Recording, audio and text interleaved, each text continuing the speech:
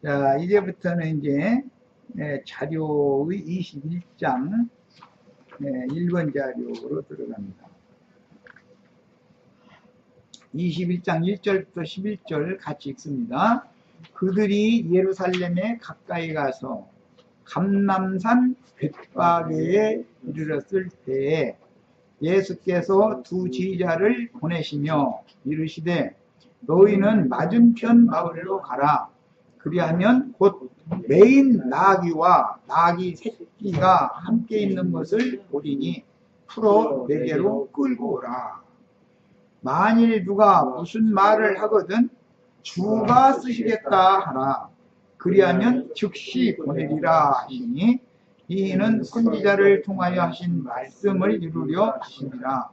일러스되 시온 딸에게 이르기를 네 왕이 네게 임하나니 그는 겸손하여 나귀 곧 몽에 매는 짐승의 새끼를 갖도다 하라 하였느니라. 지휘자들이 가서 예수께서 명하신 대로 하여 나귀와 나귀 새끼를 끌고 와서 자기들의 겉옷을 그 위에 얹으며 예수께서 그 위에 타시니 무리의 대다수는 그들의 겉옷을 길에 펴고 다른 이들은 나뭇가지를 베어 길에 펴고 앞에서 가고 뒤에서 따르는 무리가 소리 높여 이르되 호산나 다윗의 자손이여 찬송하리로다. 주의 이름으로 오시는 이여 가장 높은 곳에서 호산나 하더라. 예수께서 예루살렘에 들어가시니 온 성이 소동하여 이르되 이는 누구냐 하거늘 무리가 이르되 갈릴리 나사렛에서 나온 선지자 예수라 하니라. 마가복음 인용 같은 내용인데 말씀 내용이 약간 다른 부분이 있어서 인용을 해드렸는데 그거 읽어봅니다. 12장 그들이 예루살렘에 가까이 와서 감람산 벳바게와 베다니에 이르렀을 때 마태복음과는 여기는 내용이 다르죠. 마태복음에는 벳바게에 이르렀을 때만 있죠. 마가복음에는 벳바게와 베다니에 이르렀을 때라고 되어 있어요. 예수께서 제자 중 둘을 보내시며 이르시되 너희는 맞은편 마을로 가라. 그리로 들어가면 곧 아직 아무도 타보지 않은 나귀 새끼가 매여 있는 것을 보리니 마태복음에는 나귀와 나귀 새끼가 함께 있는 것을 보리니 이렇게 돼 있죠. 마태복음에는 나귀와 나귀 새끼가 함께 있는 것을 보리니 다윗의 자손 디메오의 아들 바디메오 나귀와 나귀 새끼 자꾸 이렇게 지금 뭔가 말씀이 자꾸 연결되고 있는 것을 이제 감을 잡아가면서 읽으셔야 돼요. 본문에서도 호산나 다윗의 자손이요 이렇게 불렀죠. 찬양할 때 어린아이들이 다윗의 자손 얘기 누구 어떻게 다윗의 자손이 돼야만 영생이 들어간다. 지금 그것을 강조하고자 한다 그런 말이에요. 영생이 들어가려면 누구의 자손이 돼야 된다고요? 다윗의 자손이 되셔야 돼요. 그게 빛의 자녀들이다라고 그래요. 성경에서. 그런데 나귀와 나귀 새끼를 예수님이 매여있던 나귀와 나귀 새끼를 타고 예루살렘 성에 지금 들어가는 내용이에요. 큰 주제를 보자면 만일 누가 너희에게 왜 이렇게 하느냐 묻거든 주가 쓰시겠다. 주님이 쓰신다는 게 참 중요하죠. 마귀가 쓸 수도 있고 주님이 쓸 수도 있으니까 하라 그리하면 즉시 이리로 보내리라 하시니 매여있던 곳에서 이리로 보내리라 하시니 제자들이 가서 본즉 나귀 새끼가 문 앞 거리에 매여 있는지라. 여기 마가복음에는 나귀 새끼가 매여 있었다 이렇게 돼 있죠. 그것을 푸니 거기 서 있는 사람 중 어떤 이들이 이르되 나귀 새끼를 풀어서 무엇하려느냐라고 물었어요. 왜 남이 나귀 새끼를 훔쳐가느냐라고 물어야 맞잖아요. 그런데 나귀 새끼를 풀어서 무엇 했으려고 그러느냐, 지금 그걸 물어본 거예요. 무엇 하렸느냐. 네? 제자들이 예수께서 이루신 대로라는 건 주께서 쓰시겠다 그 말이죠.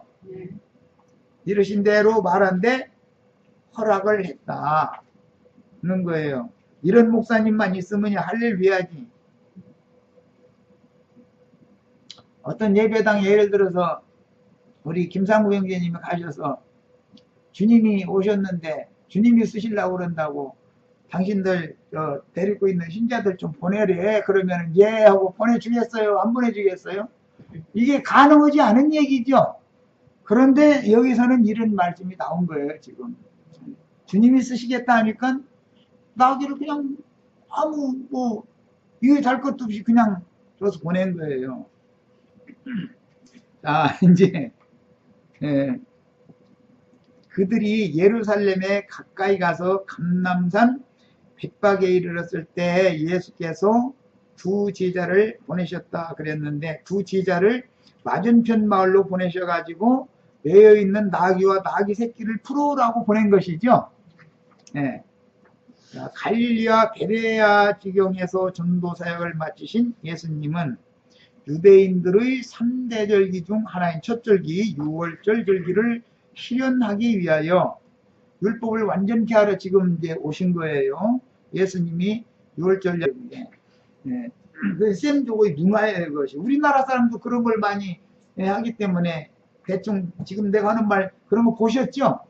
초상 나면은 머리 이렇게 푸는 거, 그거는 내가 하늘을 볼 자격을 난 잃었다. 하늘이 나를 버렸다. 난 버림받은 자다. 그런 의미를 갖는 거예요. 다윗의 뿌리이며 다윗의 자손인 예수님은 성경의 모든 예언들을 응하게 하려고 생애의 마지막 6월절 준비를 하러 이곳 감람산의 베다니에 오셨으며, 베다니의 나사로와 마르다, 마리아 3남매가 사는 집에서 그 한 주간 동안에 날마다 예수를 위한 잔치가 벌어졌는데, 그때 가르쳐 주신 말씀들이 곧 이생의 저주를 벗어버리고 하늘 영광에 들어가는 진리의 말씀들이 아주 핵심되는 부분들 3분기 이상을 이때 하신 말씀들이다. 이게 예수님의 목회의 표본이다. 이때만 쉬셨어요. 다른 데는 예수님이 쉬셨다는 말이 없어요. 여기 와서 쉬신 거예요. 드디어. 예수님도 여기까지 오시는데 진짜 힘들게 여기까지 오셨지. 여기 오셔서 이제 여기서 쉬고 예루살렘에 들어가서 정죄받고 십자가 지고 성 밖으로 나가서 이제 죽는 거거든. 이제 일정표가 이렇게 짜여져 있었어요. 자, 스가랴 14장 4절로 9절. 그날에 그의 발이 예루살렘 앞 곧 동쪽 감람산에 서실 것이요. 감람산은 그 한 가운데가 동서로 갈라져 매우 큰 골짜기가 되어서 산 절반은 북으로 절반은 남으로 옮기고 그 산 골짜기는 아셀까지 이를지라. 아셀이라는 건 아까 지금 곧 왔던 그 여리고 성 그 북편 지역에 있는 넓은 그 영토가 아셀에게 좀 그 기업이었었어요. 거기는 지금까지는 유다와 베냐민 지파가 기득권을 가지고 유다 왕국을 이어왔기 때문에 아셀 지파 사람들은 완전히 그냥 버림받은 사람들은 이스라엘 동족이지만 그냥 그게 자기 형제라고 여기지도 않았었어요. 그랬는데 이제 시대가 바꿔지는 거예요. 원래 남유다 사람들은 북이스라엘을 무시했었거든요. 너희가 그 산골짜기로 도망하되 유다 왕 우시야 때 지진을 피하여 도망하던 것 같이 하리라.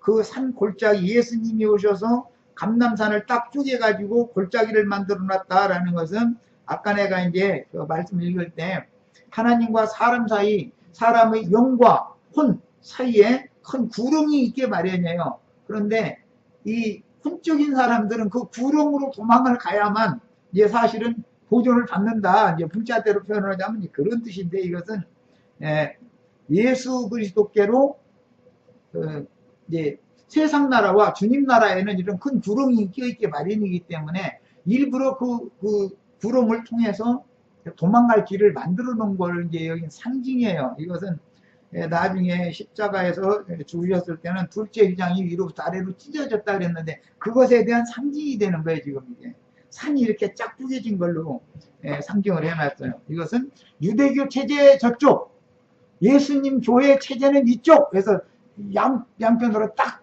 분리돼 버리는 거예요. 이제 이것이 이제 상징인 거죠. 오늘날로 말하자면 기독교계는 그쪽, 마귀 쪽, 주님의 교회는 예수님 쪽 이렇게 딱 갈라놓는 거예요. 그런데 그쪽으로 모든 큰 성 바벨론에 있는 사람들은 그곳으로 도망가야 생명을 보존하고 살아남을 수 있다는 거예요. 그 갈라진 그 감람산 골짜기로 도망을 가야 산다는 거예요. 이게 이제 다 상징이에요. 그날에는 빛이 없겠고, 저기 아니었구나. 도망하던 것 같이 하리라. 나의 하나님 여호와께서 임하실 것이요. 지금 스가랴의 하나님 여호와가 예언으로 되어 있던 스가랴 하나님의 여호와가 지금 오늘 이렇게 임한 거예요. 감람산에. 예수님이 오시면 그 여호와가 오신 것이죠. 스가랴는 이때를 보고 예언을 지금 한 거예요. 사실은. 그 다음에 모든 거룩한 자들이 주와 함께 하리라. 이것은 그때 당시 예루살렘 성전에서 거룩 찾는 제사장들이 이런 사람들이 자신들은 거룩한 물이라고 생각했고 갈릴리 어부들 베드로와 그런 제자들은 다 모든 속된 사람들이고 아주 빈천한 사람들로 사람 취급하지 않았어요. 그러나 하나님이 보실 때는 예수님을 모시고 여기까지 올라온 이 제자들이 거룩한 자들인 거예요. 이게 예언이란 말이야. 스가랴 선지자는 이때를 염두에 두고 예언을 한 거예요. 그때. 나의 하나님 여호와는 지금 예수님을 말하는 거고 모든 거룩한 자들이라는 건 예수님을 모시고 예루살렘에 올라온 주님의 제자들을 말하는 거예요. 유대교 지도자들은 자기네들의 신전에 모시고 있는 물질적인 법궤 그 여호와와 자신들이 그 법궤를 에워싸고 옹유하고 모시고 있으니까 자신들이 거룩한 자들이라고 생각하고 있었어요. 그러나 이게 좀 실현에 있어서는 정반대가 딱 뒤집어져 버린 거예요. 지금 예수님과 예수님을 모시고 예루살렘에 지금 죽으러 오신 그 예수님과 예수님의 제자들이 하나님 여호와께서 임하시는 것이고 모든 거룩한 자들이 주와 함께 지금 하는 거예요. 이해하셨죠? 그날에는 빛이 없겠고 광명한 것들이 떠날 것이다 그랬는데 그날에는 예수님은 빛을 가지고 오셨는데 지금까지 거짓 빛들이 예루살렘 성전에서 빛의 자녀인 것처럼 떠들고 있었었고 자신들은 다 빛의 자녀라고 생각하고 있었어요. 그런데 그게 다 떠나간다는 거예요. 이것은 이제 곧 예수님이 이 성전에 들어가면 이제 지금부터 이제 영적 전쟁을 하는 거예요. 다 물리쳐버리는 거예요. 그렇게 되면은 그 거짓 빛은 물러가고 참 빛이 이제 비춰지기 시작하는 거예요. 예언대로. 여호와께서 하시는 한 날이 있으리니 이게 주님이 임하신 날이고, 낮도 아니요 밤도 아니라 그랬는데 이것은 유대인으로 온다면 새날이 시작되려고 하는 거죠. 지금.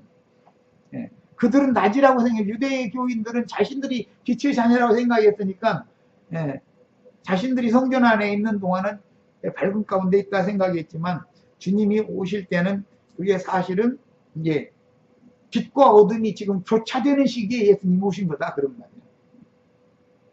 어두워갈 때 빛이 있으리라. 이 빛이 참빛인 것이죠. 앞에 나오는 그날은 빛이 없어지고 광명한 것들 빛의 자녀라고 자부하는 것들은 다 떠날 것이다. 예수님이 이것들 성전에서 몰아내려고 지금 오신 거니까 그런 예언이에요. 그때 당시 유대교 지도자들은 자신들을 빛의 자녀라고 이렇게 생각을 하고 있었기 때문에 지금 예언이에요. 그날의 생수가 예루살렘에서 솟아나서 절반은 동해로 절반은 서해로 흐를 것이라. 이거는 동서 바다로 흘러간다는 것은 세상 예루살렘에서부터 복음이 전파가 되어져 가지고 성령의 말씀이 땅끝까지 전파될 것이다. 성령은 온 세상에 다 흘러갈 것이다. 그걸 예언하는 말이에요. 여름에도 겨울에도 그러하리라. 여호와께서 천하의 왕이 되시리니 그날에는 여호와께서 홀로 한 분이실 것이요 여름 겨울 이것은 농사를 짓는 때와 그 다음에 추수를 다하고 쉬는 때를 염두에 두는 말인데 이건 천국농사 복음된 바와 관련되는 예언이에요. 그 이름이 홀로 하나실 것이라. 야, 이게 스가랴 선지자의 예언이었어요. 예수님의 오심에 대한 예언인 거예요. 이것이. 이 예언은 이제 잘 이해를 해 두시고 있어야 오는 세상에도 또 다시 반복이 되는 거니까. 이건 이따 이제 설명하겠습니다. 누가복음 24장 41절로 44절 가까이 오사라는 것은 예루살렘 성에 가까이 오사 보시고 우시며 이러시되 너도 오늘 평화에 관한 일을 알았더라면 좋을 뻔하였거니와 지금 네 눈에는 숨겨졌도다. 그런 게 예루살렘에 자신들이 빛의 자녀들이라고 자부하고 있지만 사실은 그들은 다 당달 봉사들이잖아요. 자, 날이 이를지라 네 원수들이 포둔을 쌓고 너를 둘러 사면으로 가두고 또 너와 및 그 가운데 있는 네 자식들을 땅에 멸치며 너와 네 자식이란 건 대제사장과 제사장들을 염두에 두는 말이지만 이게 디메오와 바디메오와 같은 그런 입장인 거예요. 돌 하나도 돌 위에 남지 아니하리니 이는 네가 보살핌을 받는 날을 알지 못함이니라. 지금까지는 보살핌을 받았기 때문에 예루살렘 성이 그렇게 유지됐지만 이제 주님께서 그들을 완전히 이제 버릴 때가 왔다는 거예요. 그럼 이제 로마에 의해서 실제적으로는 이 예언이 로마에 의해서 이게 성취가 되는 거죠. 자, 마태복음 24장 3절 예수께서 감람산 위에 앉으셨을 때 제자들이 조용히 와서 이르되 우리에게 이르소서 어느 때 이런 일이 있겠사오며 또 주의 임하심과 세상 끝에는 무슨 징조가 있사오리까. 이렇게 질문했는데 이제 그게 마태복음 24장 쭉 나간 답변 얘기죠. 그 다음에 사도행전 1장 9절로 12절 이 말씀을 마치시고 그들이 보는 데서 올려가시니 구름이 그를 가려 보이지 않게 하더라. 올라가실 때 제자들이 자세히 하늘을 쳐다보고 있는데 흰옷 입은 두 사람이 그들 곁에 서서 이르되 갈릴리 사람들아 라고 불러요. 뭐 예루살렘 사람들아 하면은 높이는 얘기가 되지만 갈릴리 사람들아 라고 하면은 이것은 천박한 출신들아 그 말과 같은 뜻이었었어요. 그때 당시. 어찌하여 서서 하늘을 쳐다보느냐 너희 가운데에서 하늘로 올려주신 이 예수는 하늘로 가심을 본 그대로 오시리라 하였느니라. 제자들이 감람원이라 하는 산으로부터 예루살렘에 돌아오니 이 산은 예루살렘에서 가까워서 안식일에도 가기 알맞은 길이더라 그랬어요. 우선 이제 누가복음 16장 한 절 읽고 오겠습니다. 누가복음 16장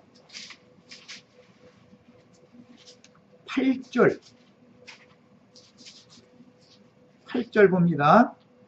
주인이 이 옳지 않은 총지기가 이를 지혜 있게 하였으므로 칭찬하였으니 이 세대의 아들들은 예수님의 제자들을 지금 염두에 두는 말이에요. 갈릴리 사람들이에요. 자기 시대에 있어서는 빛의 아들들보다 더 지혜로움이라. 이때 당시 빛의 아들들보다 라는 말은 유대교 지도자들을 염두에 두는 말이에요. 그들은 스스로 자신들을 다 지혜자, 빛이라는 말은 지혜라는 뜻도 이제 같은 뜻인데 동의 개념인 건데 자신들은 지혜가 있고 지식이 있는 자들이다. 이렇게 자부하고 있었어요. 자신들을 빛의 자녀들이라고 자부하고 있었어요. 그리고 갈릴리 사람들은 완전한 무식쟁이, 어둠에 잡힌 사람들이다. 무식하다는 건 어둡다는 뜻이죠. 그들은 지혜도 없고 지식도 없고 아주 무식쟁이들이다. 이렇게 본 거예요. 자신들은 유식해서 그냥 모든 것을 다 갖춘 사람으로 이렇게 봤어요. 그래서 빛의 자녀라고 하는 개념에 대한 유대교 랍비들의 가르침을 이해를 잘 하고 계셔야 돼요. 성경이 말하는 의도를 이해하기 위해서. 자, 이제 자료 말씀 다시 갑니다. 이와 같이 예루살렘 맞은편 감람산의 베다니와 벳박의 마을은 성경 예언들을 이루는 비밀스러운 마을인데, 베다니는 가난한 자들의 동네, 고통받는 자들의 집이라는 뜻이며, 벳박에는 설익은 무화과의 마을이라는 뜻을 가지고 있어서 베다니와 벳박에는 성경 예언을 이루는 비밀스러운 장소이니 기름을 파는 과부집과도 연관이 됩니다. 이 벳박에는 감람나무의 촌이었어요. 그런데 이 벳박에라는 이름은 감람나무가 다, 감람이 다 익은 다음에 떨어지는 것이, 떠는 것이 아니라 설 익었는데 강제로 떨어뜨리는 그런 마을이요. 이거 이제 계시록 6장 9절로 11절에 나와요. 거기 보면. 네. 태풍에 선 감람나무 열매들이 태풍에다 떨어지는 얘기 나오죠. 그런 것처럼 하늘의 별들이 다 떨어질 것이다. 이렇게 돼 있어요.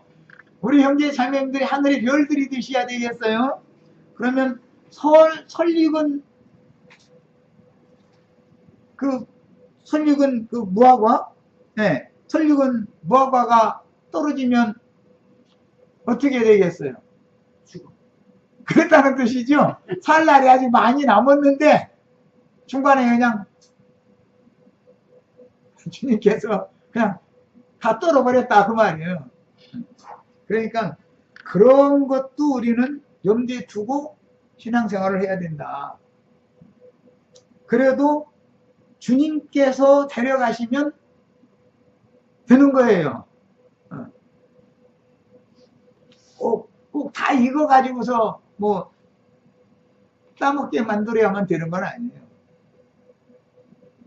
자, 벳박에는 마가와 누가의 본문에 벳박에와 베다니가 함께 언급되고 있기 때문에 벳박에와 베다니가 동일한 지명일 것이라는 학자들도 있으나 예수께서 예루살렘에 입성하기 전날 밤에 이미 베다니에서 안식일날 안식하셨기 때문에 이곳은 베다니와 예루살렘 사이에 있는 한 마을이라는 것을 알 수가 있어요.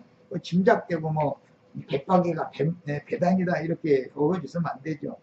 예수께서 두 지자를 보내심에 이르시되 너희는 맞은편 마을로 가라. 그리하면 곧 매인 나귀와 나귀 새끼가 함께 있는 것을 보리니 풀어 내게로 끌고 오라. 이 두 지자가 누구인지를 밝히지는 않았으나 이것은 주님의 지자들 전체를 대표하는 증인이라는 의미를 갖는 것은 분명합니다. 자, 스가랴서 9장 9절을 인용구를 읽습니다. 시온의 따라 크게 기뻐할지어다. 예루살렘의 따라 즐거이 부를지어다. 보라, 네 왕이 네게 임하시나니 그는 공의로우시며 구원을 베푸시며. 그런데 왕이 무슨 막 호화 찬란하게 꾸민 뭐 쌍두마차나 뭐 12개를 갖고는 마차를 타고 오시는 분이 아니고 이스라엘 왕은 겸손하여서 나귀를 타시나니 나귀도 다 자란 나귀가 아니라 작은 것 곧 나귀 새끼니라 그래요. 그래서 원래는 나귀를 타고 가시다가 중간에서 나귀 새끼를 타고 들어가신 거예요. 예루살렘 성에 실제 들어가기는.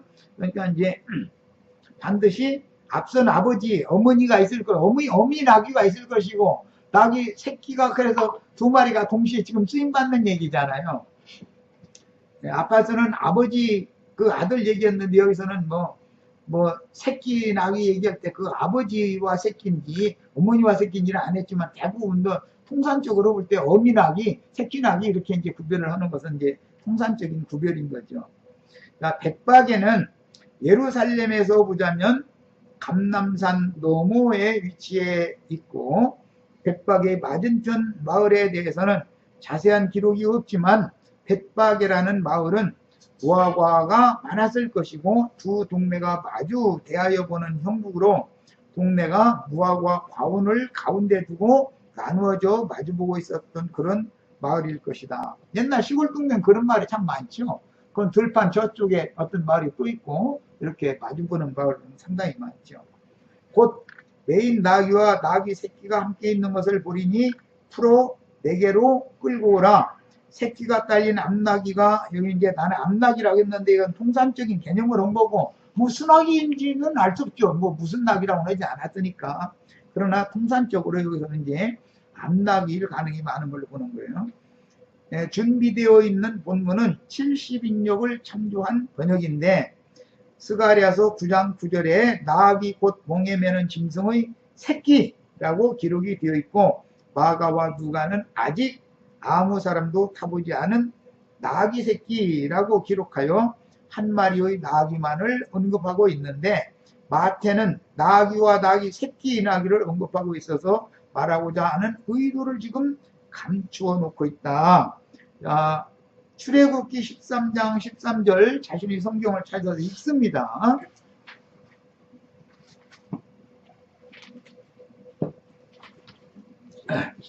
출애굽기 13장 13절.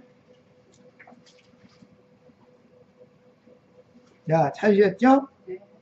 나귀의 첫 새끼는 다 어린 양으로 대속할 것이요. 지금 나귀와 나귀 새끼 얘기하는 거예요.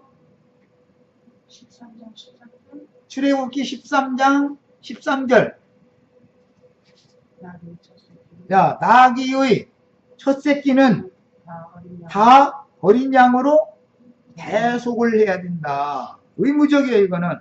그렇게 하지 아니하려면, 나귀의 첫 새끼를 낳았을 때 어린 양으로 대속을 하지 않으면 그 목을 꺾어서 죽여야 되는 거예요. 그런데 이런 것처럼 네 아들 중에 처음 난 모든 자는 반드시 대속을 해야지, 맏아들을 낳았을 때 대속을 하지 않으면 죽여야 되는 거다, 이런 말이야. 그래서 이스라엘은 아들을 낳으면 여드레 되는 날 가서 성전에다 갖다 제사장의 손에 맡겨서 대속을 하기 위해서 비둘기를 갖다 제물로 바치면서 대속을, 축복을 받고 왔어요. 이제 그 유대인의 율법이에요. 자, 여기서 말하는 건 제일 중요한 게 뭐냐? 나귀의 첫 새끼는 어린 양으로 대속을 시켜야 된다고요. 만약에 어린 양으로 대속시키지 않으면 그 나귀는 목을 꺾어서 죽여야 되는 거예요. 자, 34장 20절도 있습니다. 출애굽기.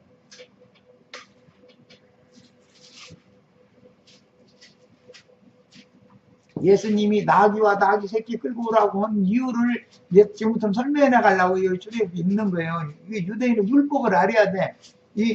그 유대인의 율법에서 이게 인용하는 말씀이기 때문에 그냥 괜히 나귀와 나귀 새끼 끌고 와라. 아니, 누가 나귀와 나귀 새끼 내가 지금 기르고 있어. 그런데 누가 지나가다가 끌어가면은 남의 거 왜 남의 집 훔쳐가느냐고. 그 사람들 재산인데 그게 가만 놔두겠어요? 그 말이 안 되는 말이잖아요, 지금. 문자대로란 말이 안 맞는 말이지. 그런데 주님이 쓰신다고 하니까 그냥 보냈다는 거 아니에요. 아무 소리도 않고. 그러니까 그 의미를 알아야 될 거 아니냐 말이지. 자, 출애굽기 34장 20절 읽습니다.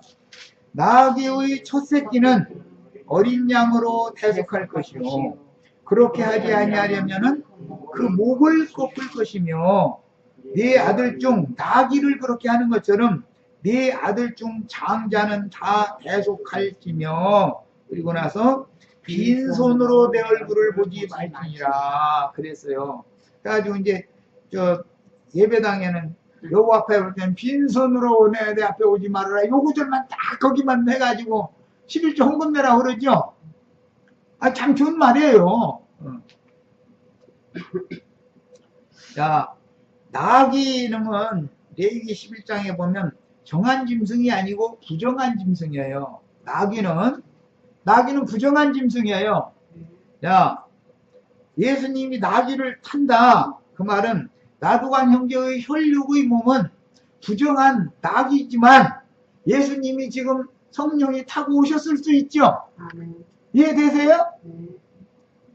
하나님은 이렇게 임한다 이거예요. 그분은 겸손하신 분이라 휘황찬란 하늘 높은 곳에서 너희놈들 다 내 앞에 복종해야 된다고 막 번개벽을 번쩍번쩍하고 막 이렇게 위험을 떨고 이런 게 아니라 겸손하셔서 나귀와 같이 낮아진 그런 부정한 짐승 타고 다닌다 이거예요.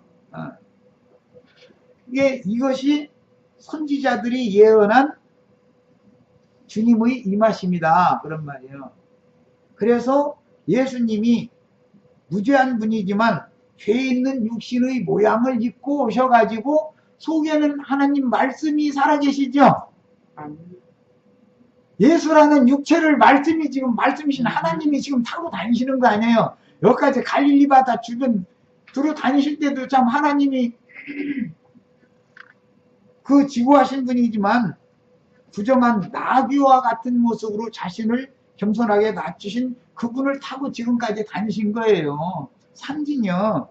그러니까 첫 아담 세계에 속한 모든 혈육은 하나님이 보실 때는 부정한 나귀로 본다 이거예요. 그런데 구속자인 하나님이 메시아께서는 겸손하신 왕이기 때문에 막 무슨 그 치장하고 뭐 이렇게 꾸미고 한 그런 마차 타고 다니는 게 아니고 막 하늘에서 뭐 하나님 온다 그러니까 사람들은 지금 휘황찬란한 어떤 예수님 오실 날 기다리잖아요. 다 그러고 있죠, 기독교인들. 나도한 형제 만나기 전에 우리 형제 자매들도 주님 오신다고 그러면은 막 휘황찬란한 그는 주님 오시리라고 그 기다리고 있었잖아요. 그런데 만왕의 왕이신 예수님은 겸손하신 분이라 그렇게 오시는 게 아니고 나귀 새끼 타고 오신다. 그런 말, 나귀 새끼 타고 온다. 이렇게 얘기를 한 거예요. 그런데 이 나귀는 그래서 첫 아담에 속한 옛사람의 혈과 육의 몸을 입고 있는 사람을 말하는 거예요. 예수님이 하나님, 참 하나님이시지만 죄 있는 육신의 모양 사람으로 오셨잖아요. 이해되시죠? 나도한 형제라는 이 혈육의 몸을 입고 주의 성령이 지금 나도한 형제 안에서 말씀하시는지 누가 아니라고 누가 장담하겠어요? 이해되셔요? 네. 이렇게 운행을 하시는 거예요. 그래서 그때 당시 유대인들의 생각과 주님이 오신다는 건 유대인들도 그렇게 고대하고 믿었어요. 그렇지만 낮고 비천한 모습인 사람의 모양으로 오신 예수라는 사람을 통해서 아무것도 아닌 그 사람을 통해서 여호와 하나님 그들이 그렇게 기다리던 학수고대하던 여호와가 오시리라고 꿈에도 생각을 안 했기 때문에 예수를 죽이게 되는 거예요. 그래서 죽으러 오셨기 때문에 지금 나귀 타고 들어가야 되는 거예요. 안 그러면 막 빛가번쩍하고 하늘에서 막 꾸르릉 꽝꽝 해가면서 이 예루살렘 성전에서 엉뚱한 짓 하는 이놈들 다 내가 심판하러 만들어 막 이러고 해야 와야 맞잖아요. 그런데 그게 아니고 가난한 사람들이나 타고 다니고 짐이나 싣고 다니고 하는 게 그 지역에서는 나귀가 하는 일이었는데 나귀를 타고 예수님 지금 오시는 거예요. 이 나귀는 부정한 짐승으로서 반드시 어린 양으로 대속을 했어야 했어요. 대속하지 않으면 그 나귀는 목을 꺾어서 죽여야 되는 거예요. 이게 율법이요. 그러니까 자 아담에 속한 혈육의 사람은 반드시 대속받지 않으면 반드시 죽여야 된다 그 말이죠. 우리 첫사람은 대속받지 않으면 죽어야 되는 거예요. 그런데 그 대속을 위해서 예수님이 지금 죽으러 들어가야 되기 때문에 나귀를 타고 가야 되는 거다 그런 말이에요. 율법을 완전히 하기 위해서 그런 거예요. 이해하셨죠? 자, 대속하신 바다들을 하나님의 것으로 드리기 위해 제사장은 그리스도로 그 손을 채워야 하는데 그 위임이라고 하는 용어가 그런 뜻이에요. 그런데 하나님이 제사장들에게 인류에게 주신 선물을 소득으로 얻어서 만물, 첫소산, 첫것, 바다들을 하나님께 드리는 예법이 11조를 드리는 예법이 되는 거예요. 빈손으로 내 얼굴을 보지 말지어다. 참 맞는 말이에요. 11조 내라고 하는 말. 맞는 말인데 그 의미를 알아야 된다. 자, 이제 시간이 다 됐으니까 빌립보서 3장 7절로 9절을 읽겠습니다. 빌립보서 3장 누가복음 18장 12절에는 바리새인과 세리가 성전에 올라서 기도했죠. 바리새인은 뭐라고 말했죠? 내가 소득의 11조를 철저하게 잘 냈다고 그랬죠. 그런데 그 기도는 하나님이 들으셨다는 거예요? 안 들으셨다는 거예요? 소득의 11조를 분명히 냈는데 바리새인은. 세리는 11조 낸 자랑 묻었잖아요. 아무튼 뭐 주여 나는 죄인으로 또이다 그 고백기 못했잖아요. 잘 이제 생각하시고 빌립보서를 읽는 거예요. 소득이라는 게 뭐냐? 하나님이 그 백성들에게 주신 선물 중에서 백성들이 하나님께로부터 얻은 걸 소득이라고 그러는 건데, 소득의 11조를 낸다 그러는 건데, 소득이 뭔가를 이제 지금부터 보는 거예요. 빌립보서 3장 7절에서 9절을 읽고 마치겠습니다. 그럼 이제 내일 이어서 할 겁니다. 열심으로는 교회를 박해하고 율법의 의로는 흠이 없는 자나. 이게 사울일 때 바울이 그랬다는 거예요. 그러나 무엇이든지 내게 유익하던 것을 내가 그리스도를 위하여 다 해로 여길 뿐더러. 사울이라는 사람이 유익하게 여기던 것은 그리스도에게는 그게 해가 되던 것들하는 거예요. 앞에 자랑거리들이 쭉 나왔어요. 그 다음에 또한 모든 것을 해로 여김은 내 주 그리스도 예수를 아는 지식이 가장 고상하기 때문이라. 내가 그를 위하여 모든 것을 잃어버리고, 아까 부자 보고 너 모든 것을 다 팔아서 가난한 자들에게 주고 너는 나를 따르라 했던 말인데, 이게 영적 해석이 여기 나온 거예요. 모든 것을, 그를 위하여 모든 것을 잃어버리고 배설물로 여기면 그리스도를 얻고, 그래서 여기가 그리스도를 소득으로 삼는다 그 말이에요. 원문을 지겨우자면 소득이라는 건 뭐라고요? 그리스도를 소득으로 삼는 거예요. 그래서 11조는 하늘이 주신 선물이 그리스도죠. 우리에게 주신 선물이 그리스도를 많이 얻어서 그리스도를 누려가지고, 그리스도를 누린 것 중에서 제일 좋은 것, 만물 첫 것이라는 건 부활 승천하신 모든 것의 첫 번째가 되신 분 예수님이잖아요. 그 그리스도의 성령을 내 영에 담아가지고 내가 하나님 앞에 나가서 그리스도를 드리는 것을 11조 제사 드린다 이렇게 하는 얘기단 말이야. 돈 내라는 말이 아니고, 지금 하는 말을 잘 들으셔야 돼요. 소득, 예수 믿는 사람이 소득을 얻었다라는 것은 세상교회 목사들이 설교하는 것처럼 세상에 가서 뭔 일을 해서 돈을 많이 버는 소득을 말하는 게 아니고, 그리스도를 얻었느냐 얻지 못했느냐 그 말이란 말이야. 그리스도를 얻는 것보다 더 귀한 소득이 없어요, 인간 나라에서는.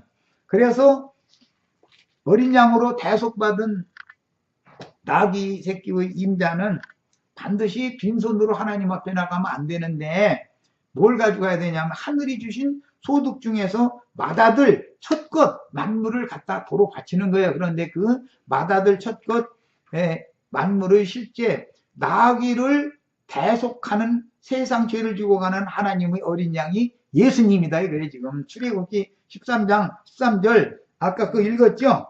34장 20절 예수님이 나귀를 대속하는 양이다 이 말이에요.